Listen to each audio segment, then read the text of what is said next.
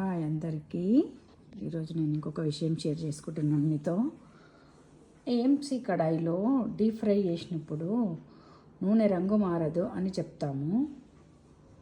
అది మీకు ప్రూవ్ చేస్తున్నాను. ఇప్పుడు ఫుల్ బాటిల్ అయితే న్యూ ఆయిల్, ఈ కొంచెమే కనిపించేది అయితే మొన్న పూరి చేశాను. ఎంత అంటే 1 kg పూరి రేషియా ఓక్లో. ఆ మిగిలిన నూనె ఇందులో పోసాను. అంటే దీంట్లో రీయూజ్ చేసుకోవచ్చు అన్నమాట, తిరిగి ఆయిల్ని వాడుకోవచ్చు. ఇది హానికరం కాదన్నమాట.